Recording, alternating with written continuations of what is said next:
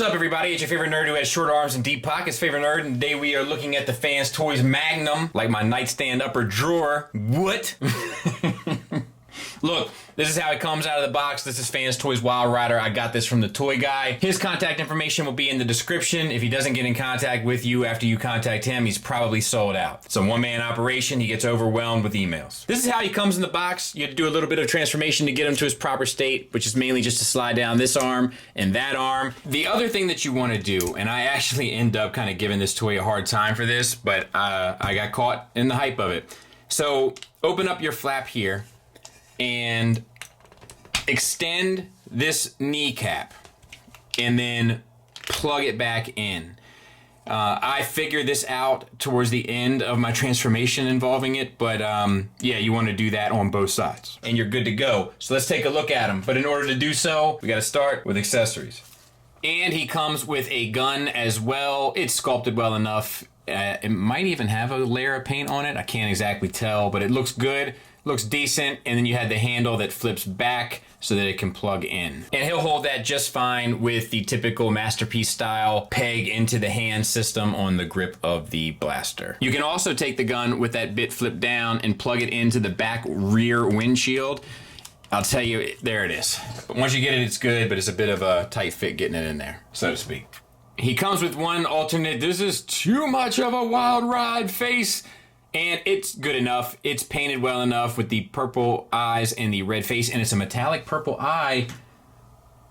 I wonder if they're getting back to that. That would be nice.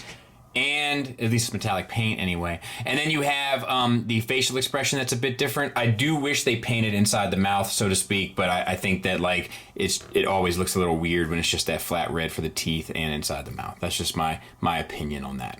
All right, so let's talk about the figure. And I like him overall, but I do have some issues with him, and it might surprise some of you. So let's talk about it a bit. So the head, no real downward movement, which is a bummer, especially with a bot that's larger than what it technically should be. It'd be nice if he could look a little bit more intimidating by looking down. However, I do like the facial expression, and I do like the paint on the face. Might be time for a new tripod. Anyway, I do like the paint, and I do like the expression on the face, and I do think it's very accurate, but also has a sense of maturity about it. So well done. Paint on the head, so to speak, and on the face. No complaints there. My only complaint is the downward movement, but we do get a swivel side to side, and we do get a decent up. I'll also say that this joint is not toleranced perfectly, that neck joint. It's okay, but it's not perfect. All right. For the chest, we have silver paint. We have this translucent blue over top of silver details that looks magnificent. And we have the gray paint there on the center of the chest and the abdomen. There's a profile. Doesn't look too skinny to me. I know it does to some. Doesn't look too skinny to me. I think the backpack kind of helps. You have a waist swivel, no ab crunch. There's die cast pieces in here as well. For the shoulder, as you can see, you have a universal joint. That'll get you up to there. And then you have a soft ratchet for the around movement. I love the chrome wheels. Love them, love them, love them. And the rubber tires. We have this red that looks absolutely breathtakingly beautiful. That goes down the arm and forearm. And then the gray is painted as well. We have a bicep swivel. We have a double jointed elbow. Oh, look at that. I had a hard time getting that when I did my initial impressions, but it does have a wider movement than what I thought. So good. That's a good thing. Same for the other side. Yes. And then we have a wrist swivel. And the fingers are articulated individually on a base pin knuckle and then a secondary knuckle, and that is it. And then the thumb is on its own ball peg. And the pins are like a black pin, which is interesting. I don't feel like I've seen that a whole lot either, but it's a nice look. The fingers don't feel as well done to me as Fanstoys normally does. I don't know how to describe it, but it feels a little off. Good sculpt work down here in the abdomen as well. Hip skirts raise up for ratcheted universals forward and back anyway. Soft ratchet for pretty much the full Van Damme, or full Monty rather, pardon me, as I was. And tensioned out to the side for a little less than the full Van Damme, but pretty much everything that you would want. Then we have a thigh swivel and a double jointed knee that gets you all the way back. Nicely done. Once again, the red looks beautiful, the gray looks beautiful. Then we have the lower legs. Wheels are done the same way. Red paint is done the same way. Gray is done the same way with a red translucent over top of the silver details. It looks good. The little yellow bits stick out nicely in an accent way that we'll talk about when we get to the vehicle mode. And then the red translucent on the windows looks great. Ankles, we have a tilt all the way down. Nothing really up. And a full rocker. And I mean, that's this guy. There he is from the back. Pretty much good to go. Let's do some size comparisons. Size comparison wise, there he is with the X-Transbots offering, which is more suggestive of what a MP car is in terms of size, and then the DX9 offering. So pretty much exactly what you'd expect. He's technically too big. This is to pull off a larger combined form. It all depends on how you feel about that, and only you can answer that. But hopefully that gives you some sort of an idea. And there it is with his other two teammates from Fanstoys. Looking good. Looking real good. All right, let's get him transformed. Rotate the shoulder up. You have to untab this piece here. Then rotate this tire piece. Oh, I'm sorry. Before you do so, spin the bicep around. That'll give you the clearance to rotate that back. And then you can rotate the bicep back and then collapse it the way that we saw in the initial opening footage, and you can close that as well. So let's do that again and try not to be as clumsy. 180 up, spin the bicep, untab this little piece here, spin your tire, put that back, rotate that around again, and collapse. From the side, pull the backpack out. You can extend all of this, and you also want to bring the arm out and about, so to speak, so that you can take this whole piece up, flip that forward. We're going to do that on the other side as well. So we're going to move the arm, get it out of the way. We're going to take this middle section here. Sorry, I know my hand's in the way. We're going to flip it up and around and get it out of the way. And these pieces should theoretically be back down by his side, but we're going to move them too in a second. Then for the head, spin the head 180 degrees, pull the whole assembly that the head is attached to out, and then spin that 180 degrees, and then you flip the whole head back so that his ears go inside of the two grooves. You can then take those two sections that we were just talking about and bring them up and spin them around. They only spin one way. I'm not sure exactly why, but they do. So just figure out which way that happens to be and make it so. And I know you can't really see that, but it's the best I can do. Then you have these two sections here at the front. Spin that around. It's on a double hinge. Take full advantage of both hinges and then flip the entire thing back towards the center. You're going to do that on this one as well. Taking advantage of both hinges, flipping it back towards the center. At this point, spin the hips 180 degrees, untab this middle chest piece. This will allow the chest and arms to collapse inside, and the fist will go right in that groove. So just get her lined up the best you can. Push it together, you'll see the chest move in. Same for this side. Boom.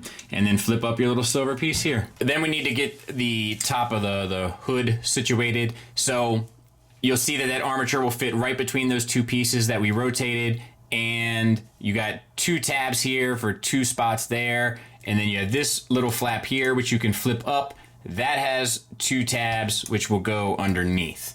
And it's just a matter of finagling. But it's not the hardest thing in the world. This is the only part that's giving me trouble, but boom. Okay, so now we can get the feet. I got QC32, by the way. So you got a couple different heel pieces here. Fold in the first, fold in the second, open up this translucent piece. It wraps around right there. Bring this up, fold the foot back onto itself and collapse it. And then you should be able to just bring this piece back down and put it back in place. So we'll show that again. Heel 1, heel 2. Open up your back window. Flip your foot around. And then the whole assembly will slide towards the front of the car. And then you can bring this down and wrap it back in place. We're gonna open up that panel anyway. You got 2 screws here, also that I had to loosen, and it is lubricated underneath. But you're gonna want to extend that. I'll try to pick up some of that shine there. You see that, where they put the lubricant? So they were aware of it. Fold this piece around, yes, around there, so that you can also take this flap and fold that around, so that you can bend this knee back on itself. Now, this is the back of the vehicle, so just keep that in mind, and that'll get you kind of lined up right. Flip the flap, so to speak. Flip the flap, extend. Let's see if I need it. Yep. So I'll show you. I just did like a quarter turn on each.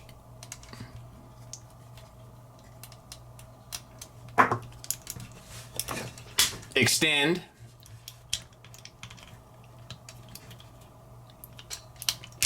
Fold down and around.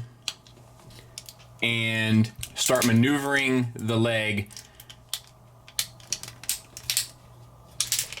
so that this piece stays at the back of the vehicle. And there's another panel here that will allow you a little bit more access as well. Just get it to about here. And now we're gonna go step by step. So collapse these pieces together. Bring this section down and fit it into here. Keep in mind that you have 2 tabs here that are translucent that you have to get up under here. So just do the best you can. And then once you've got it lined up, push it together and make sure that you've got a solid top and side, so to speak. And then all you have are the bottom pieces. So if you flip those around, and look, I'm gonna be honest with you, I don't know if these knees were supposed to be extended, because it seems like they're supposed to be collapsed now, and I'm going off of the screw, like the position they were in when I opened them. But it seems like they're definitely supposed to be collapsed now, because that seems like a much cleaner mode. So let's just do that. Let's bring them around here, fold it in, push it together, and tab it in. And I will get it cleaned up, and we will take a look at it. And there it is, and it looks great. Paint job comes through great. The red translucent shows up well. I wish it was a little darker, but it does show up well. The red paint on the side looks great. The chrome wheels look great. The rubber wheels feel great. We have the headlights down here. We have all the little blinkers and stuff that are painted on. Brakes and blinkers on the back. All of the kind of sculpted detail of the back of the Ferrari. Like, it looks, feels, everything great. The windshield wipers, you have real plastic side view mirrors, which is nice because a lot of them are always that softer material so that you don't break them. But they were like, nope, I just applaud them for that. I like that kind of stuff. Looks tremendous. Rolls like a champ, of course. And guess what? We have 2 size comparisons today. So there it is next to Breakdown, and I think they look great. You know, like, shaping up so nice, dude. And there it is next to Tiger Tracks. Final thoughts wise, let's talk about the negatives. I wish you could have got more of a downward movement with his head. There are some things where clearance wise are still an issue. The shoulders going inside of the chest is one. The fact that I had to loosen screws for the shins is a second. And I am honestly of the opinion, I should say, that they should have hard ratchets on the outward movement of the hips. I know certain people don't feel that way. I do. And that's really it. Other than that, it has great articulation. It's sculpted beautifully per usual. It's painted beautifully per usual. It feels great. It has die-cast parts, has tons of hardware. The accessories make sense. It cleans up well. The presence is good. The alt mode looks perfect. And get this, the instructions and the transformation are easy, fun, intuitive, rewarding, and enjoyable. What planet am I on that they pulled that off? It's certainly the first, I think, since Mindwipe. Just an absolute insane surprise. It's like I'm in an alternate universe where I only review poultry substitute hot dogs. What's up, everybody? It's your favorite guy who spells out his name instead of saying like some weirdo's favorite nerd. And today we're looking at Cutter Scale Healthy Life Wheat Low Calorie Hot Dog Bun. This is on loan to me in an attempt to get healthier. Big shout out to my doctor who's looking out for me. Before we do that, we have to start with accessories. I can hold it just fine. It has a brown deco, looks good. Split is down the middle horizontally, not my preferred way of doing business, but I get it. I know this is more accurate to the standard bun, but I'd rather have the split vertically, so to speak. Try to get it opened up here. It's tight. Tight like a tiger. Okay, we got it open. Turns out I was trying to open the baked side here, but it opens actually very easily, no problems. But we do get the full Van Damme. I broke it. That's a bummer. I won't be using a ballpark dog today. Sorry, ballpark. I figured I can combine it with a Johnsonville cheddar sausage. Let me clean it up and we'll take a look at it. Let's do some comparisons and then we'll get out of here. There it is with a hamburger bun. There it is with a slice of bread. And there it is with Tiger Tracks. Shout out to Lyle. That was really funny. I have the whole video. If you guys want to see it, let me know and I will post it up on like a Sunday or something. Great job. Nailed a lot of things. My kids made fun of me for it. The dummies made fun of me for it, etc., etc. So well done. Anyway, I do mean what I say though. A lot of surprising stuff here. It's pretty close to perfect. I'm probably going to do a versus of this versus the X-Transbots and the DX9 if that's something you guys would be interested in. Because I didn't mention that he doesn't have an ab crunch. And we are entering the era where that is becoming a standard. So they've got to start upping that. But little things like that might give another one of the companies an edge or something. I'm just curious to see it. If you guys want to check that out, we'll probably do that not this Saturday, but the following Saturday. Other than that, really strong recommend from me. Thanks for listening. Thanks for watching. Until next time, take care.